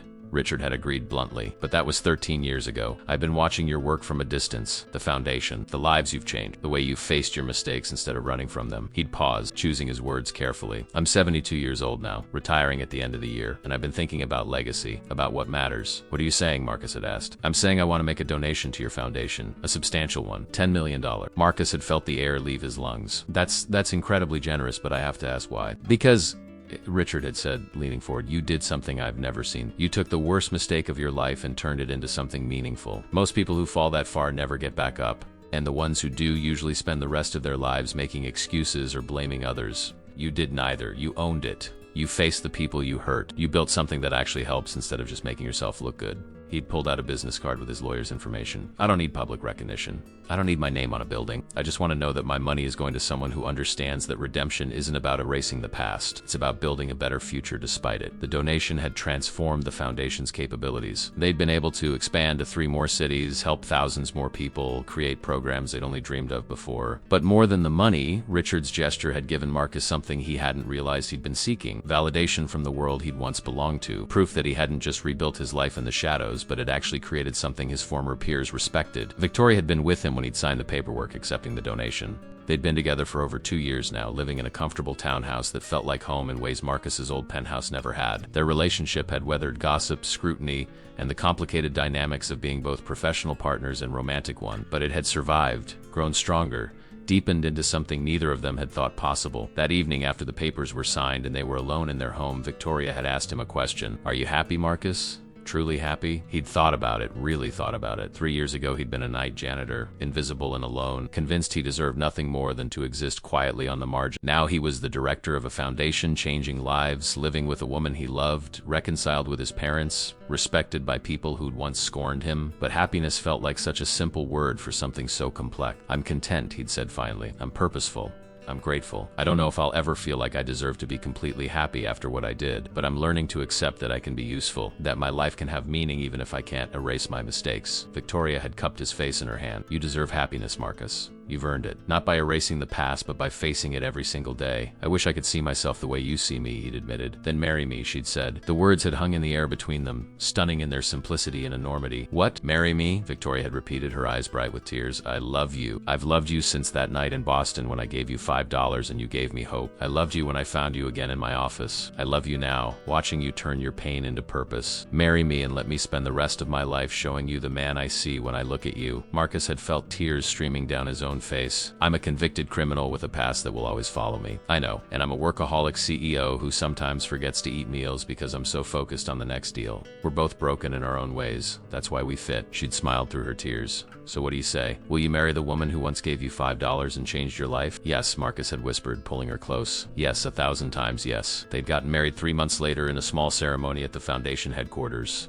Not in the fancy conference rooms, but in the education center where Patricia taught, surrounded by the people whose lives had been changed by their work. His parents had been there, beaming with pride. Victoria's small family had flown in from across the country. Foundation participants past and present had filled the seats, and Patricia Holloway, the woman whose life he'd destroyed, had stood up during the ceremony to speak. "I never thought I'd be at this man's wedding," she'd said, her voice steady but emotional. "For years I hated him. Part of me probably always will. But I've watched him build something beautiful from the ashes of his worst mistakes. I've watched him face me every single day, accepting my anger, my pain, my refusal to offer easy forgiveness. That takes courage. So does loving someone despite their past." She'd looked at Victoria. "You're a lucky woman. Not because you're marrying someone perfect, but because you're marrying someone brave enough to be imperfect in public, to use his mistakes to help others avoid or recover from their own." The ceremony had been simple and beautiful. Marcus had cried through his vows. Victoria had gripped his hand so tightly he'd lost feeling in his fingers, and neither of them had cared. When they'd kissed, the room had erupted in cheers, and Marcus had felt something he'd never expected to feel again. He'd felt whole. The foundation continued to grow. Within 5 years, they were operating in 12 cities, had helped over 5,000 people restart their lives. The model had been studied by universities, replicated by other organs featured in documentaries. Marcus had become, against all odds, a voice for second chances. He'd spoken at conferences, written articles, consulted with governments about social services, and always he'd led with his story. Not as a tale of redemption, but as an ongoing journey of accountability and purpose. Victoria had become not just his wife, but his true partner in every sense. They'd built an empire not of money, but of meaning. Sterling Technologies continued to thrive under her leadership, but it was the foundation that had become her real legacy, their legacy. One morning, 6 years after that night in Victoria's office, when they'd first acknowledged their feeling, Marcus had woken early to find Victoria already up, standing at their bedroom window watching the sunrise. He'd wrapped his arms around her from behind, and they'd stood together in comfortable silence. "Do you remember?" Victoria had said softly. "That night in Boston, when I gave you $5? Every day," Marcus had replied. "I think about it every single day. I was so scared," she'd confessed, "so alone. I gave you that money because I needed to prove to myself that I could still be kind when I had nothing, that I could still see other people's pain when I was drowning in my own." "You saved my life that night," Marcus had told her. "But you saved mine too," Victoria had said, turning in his arms to face him. "Not just by giving me money to start the foundation, though that mattered, but by letting me believe that broken people can still do meaningful things, that we don't have to be perfect to be worthwhile." They'd kissed as the sun painted the sky in shades of gold and pink. Two people who'd found each other in the darkest moments of their lives and built something luminous from the wreckage. The Foundation's 10th anniversary gala was approaching. It would be a major event, celebrating a decade of work. Thousands of lives changed, a model that had transformed how the country thought about social services and second chances. Marcus was scheduled to give a keynote speech, something he'd done dozens of times by now, but that still made him nervous. The night before the gala, he'd sat at his desk working on the speech when his phone had rung. Unknown number. He'd almost let it go to voicemail, but something had made him answer. "Is this Marcus Chun?" A young voice, uncertain. "Yes, this is Marcus. Who's calling?" "My name is Angela Holloway. I'm Patricia's daughter." Marcus's heart had clenched. Patricia rarely spoke about her children, the family she'd been estranged from for years. "Is everything okay? Is your mother all right?" "She's fine," Angela had assured him quickly. "Actually, she's better than fine. That's why I'm calling." Angela had gone on to explain that Patricia's work at the foundation had become a bridge. Her children had read about her role there, had seen her interviewed in articles, had realized their mother was finally doing something that gave her life meaning again. They'd reached out, tentatively at first, then more frequently. Wounds had begun to heal, and now Patricia's whole family wanted to come to the gala. They wanted to see the place that had given their mother back her purpose and dignity. "We wanted you to know," Angela had said, her voice thick with emotion, "that what you built, what you and Victoria created, it didn't just save my mother's life, it gave us our mother back. We lost her when she lost everything, and we didn't know how to reach her, but the foundation gave her a reason to fight again, and that gave us a chance to be a family again." Marcus had barely been able to speak past the lump in his throat. "Your mother's one of the bravest people I know. I destroyed her life, and she had every right to destroy mine in return. Instead, she chose to use her pain to help others. She's the real hero of this story." "Maybe," Angela had said, "but heroes need somewhere to stand. You gave her that." The gala the next evening was a glittering affair. Hundreds of people filling a historic ballroom. Donors, board members, politicians, foundation participants, and media representatives. Marcus had stood at the podium in a suit that felt foreign despite years of wearing them again, looking out at the sea of faces. He'd found Victoria in the front row, beautiful in a midnight blue gown, her eyes encouraging, and beside her, Patricia Holloway, flanked by her 3 grown children and 2 grandchildren she'd only recently met. He'd found his parents sitting with Victoria's family, all of them beaming with pride, and he'd begun to speak. 10 years ago tonight, Marcus began, his voice steady despite the emotion threatening to overwhelm him. "I was sitting on a frozen bench in Boston Common with a cardboard sign and no hope. I'd lost everything. My career, my reputation, my family, my sense of self. I had made terrible choices driven by arrogance and greed, and I was paying the price. I thought I deserved to disappear. He paused, letting the words settle over the room. The ballroom was utterly silent, and then a young woman stopped in front of my bench. She couldn't have been more than 23 years old. She was wearing a coat too thin for the weather, and she looked almost as lost as I felt. But she reached into her pocket and pulled out a $5 bill, and she gave it to me. A few people in the audience smiled, recognizing the story. Others leaned forward, drawn in. That $5 bought me a cup of coffee and a sandwich. But more importantly, it bought me something I thought I'd lost forever. It reminded me that I was human, that someone could look at me, truly see me, and still choose kindness. That small act of compassion kept me alive that night and many nights after. Marcus's eyes found Victoria's.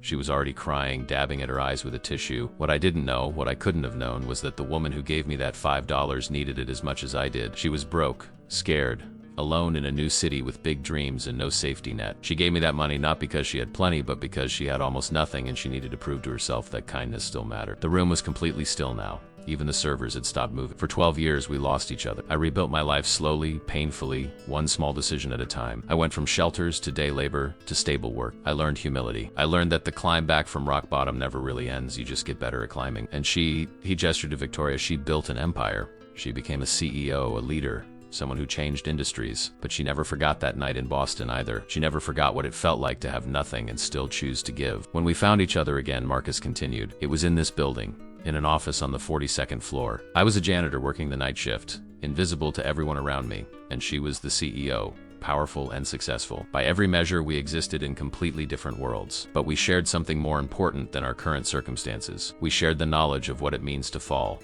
to lose everything, to have to rebuild from nothing. Victoria stood up from her seat, unable to contain herself, and walked to the stage. Marcus reached for her hand as she joined him at the podium. Together, they faced the audience. This foundation, Victoria said, her voice clear despite the tears streaming down her face, wasn't my idea alone. It was born from a question that haunted me for 12 years. Did that $5 matter? Did that moment of connection change anything? Or are we all just isolated people suffering alone, pretending our small gestures make a difference? And then I found Marcus again, she continued, and I realized the answer. That $5 mattered. That moment mattered. Not because it solved everything, but because it planted a seed of hope, of possibility, of the belief that we are not alone in our struggles. Marcus squeezed her hand. Over the past 10 years, he said, this foundation has helped over 8,000 people. 8,000 individuals who were written off by society, who'd made mistakes or been crushed by circumstances, who'd lost everything and didn't know how to start again. We've housed them, trained them, counseled them, believed in them when they couldn't believe in themselves. But more than that, we've created a community, a place where past mistakes don't define future possibilities, where honesty is valued over perfection, where the goal isn't to erase what happened but to build something meaningful despite it. He looked directly at Patricia, who was openly weeping now, her daughter's arm around her shoulders. Some of you know Patricia Holloway, Marcus said. She's our director of education and one of the most important people in this organization. What you might not know is that Patricia is here because I destroyed her life. 15 years ago, I committed securities fraud. I made illegal trades driven by greed and arrogance. And Patricia lost her retirement savings because of my actions. She lost her home, her marriage, her stability. She spent 3 years living in her car. A murmur went through the crowd. This wasn't the typical feel-good nonprofit story. When Patricia confronted me 2 years into the foundation's existence, Marcus continued, I had a choice. I could have hidden behind the fines I'd paid, the legal settlements, the years that had passed. Instead, my wife offered her a job, not as charity, but as truth. Patricia joined us to make sure we never forget that behind every second chance is a first chance that was destroyed, that redemption doesn't erase damage, that the people we hurt deserve voices, deserve acknowledgement, deserve more than our convenient amnesia. Patricia stood up from her seat, her children helping her to the stage. She took the microphone from Marcus with trembling hands. I hated him, she said simply. For years, I hated him with everything I had. And honestly, part of me still does. You can't destroy someone's life and expect complete forgiveness. It doesn't work that way. She looked at Marcus, her eyes clear and honest. But working here has taught me something I didn't expect. Holding on to hate was keeping me trapped in the past. Not forgiving him, I still haven't fully forgiven him, but working with him, watching him face what he did every single day, watching him help others climb out of the holes they've fallen into. It gave me something I thought I'd lost forever. Purpose. She turned to face the audience. This foundation isn't about redemption, it's about truth. The truth that we're all capable of terrible mistakes. The truth that those mistakes have real consequences for real people. And the truth that despite all of that, we can still choose to build something meaningful. We can still choose connection over isolation. We can still choose to believe that broken people can do important work. Her daughter joined her on stage, wrapping an arm around her mother's waist. Because of this place, I got my mother back. Not the mother she was before she lost everything. That woman is gone. But a new version version, a stronger version, someone who's faced the absolute worst and kept going. That's the real miracle here. Not that perfect people are helping broken people, but that broken people are helping each other heal. The applause started slowly, then built into a thunderous wave. People were standing, crying, moved by the raw honesty of what they'd witnessed. Marcus pulled Victoria close, and they stood together with Patricia and her family.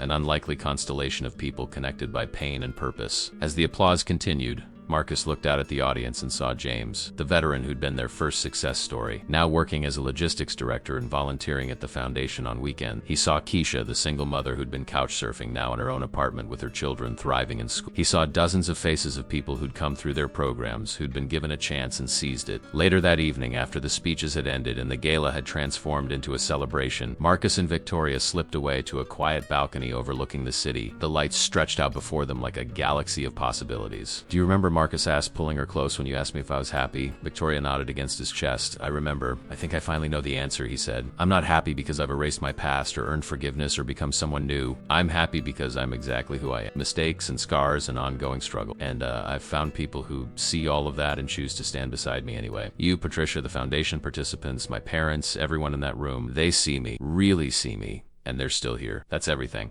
Victoria tilted her face up to kiss him. "That $5 was the best investment I ever made. Not because of the financial return, but because it taught me the most important lesson of my life. Small acts of kindness create ripples we can never fully measure.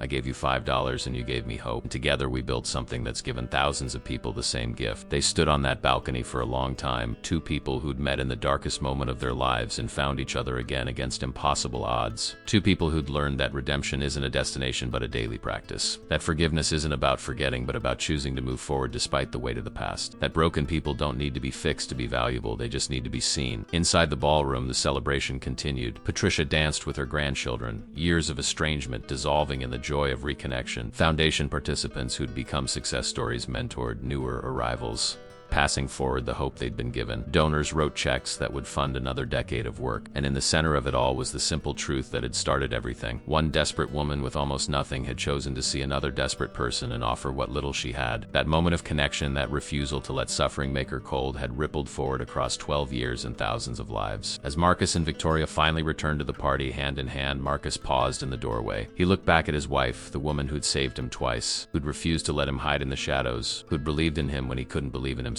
"Thank you," he said simply, "for the $5, for everything that came after, for seeing me." Victoria smiled, the same smile she'd given him that night in Boston, full of compassion and stubborn hope. "Thank you for surviving," she replied. "Thank you for not giving up. Thank you for proving that $5 and a moment of kindness can change the world." They walked into the celebration together, and behind them, the door closed on one story and opened on countless others. Stories of people who'd fallen and gotten back up. Stories of mistakes faced and amends made. Stories of small acts of kindness that had bloomed into forests of possibility. And at the heart of every story was the same simple truth. We are not defined by our worst moments. We are defined by what we choose to do afterward, by whether we hide in shame or step into the light, by whether we let our pain make us bitter or use it to help others heal. Marcus Chun had been a criminal, a homeless man, a janitor, a foundation director, but more than any of those labels, he was a person who'd been seen in his darkest moment by someone who chose kindness over indifference. And that had made all the difference.